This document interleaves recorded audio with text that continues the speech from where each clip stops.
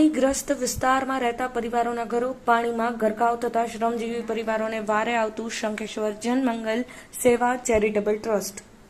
શંખેશ્વર જનમંગલ સેવા charitable trust આદિજાત યુવક charitable ટ્રસ્ટના નેજા હેઠળ પાણીગ્રસ્ત વિસ્તારમાં રહેતા પરિવારોના ઘરો વરસાદી પાણીમાં ગરકાવ થતા શ્રમજીવી પરિવારોને તાડપત્રી તથા ભોજન આપી માનવતા મહેકાવી, કપડાં, ભોજન, ધાબળા સહિત તાડપત્રી જેવી જરૂરિયાત સામગ્રી પૂરી પાડી માનવતા મહેકાવી.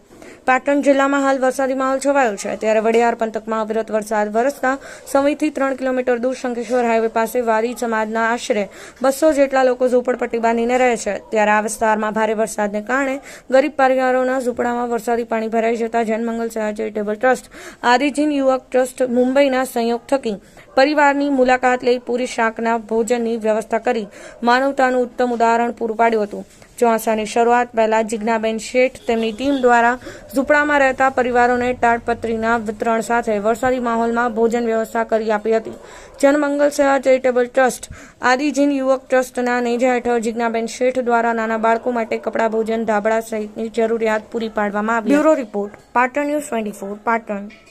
મિત્રો, જય પાર્શ્વનાથ. અમે જનમંગલ સેવા ચેરિટેબલ ટ્રસ્ટ અને આદિજીન યુવક સેવા ચેરિટેબલ ટ્રસ્ટ તરફથી અહીંયા સમી નજીક શંખેશ્વર ગામથી અમે વાડી વસાહતોમાં રહેતા લોકોને જમાડવાયા છે. એમની પરિસ્થિતિ હાલ વરસાદમાં ખૂબ ખરાબ છે, તેમને જમવા માટે અને એ બધી રીતે તકલીફ પડે છે, તો અમે એમને માટે પૂરી, શાક અને કેળા લઈને એમને સેવા આપવા આવ્યા છીએ.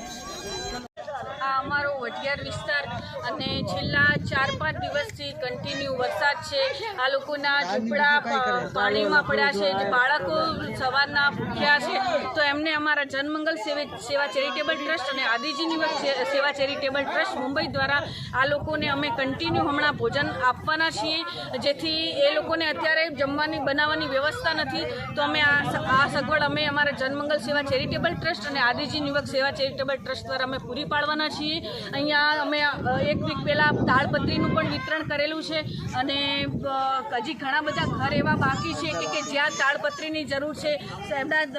એમના તંબુ બધા અત્યારે પાણીમાં છે, તો અમે એમને તાડપત્રીનું પણ હવે વિતરણ કરી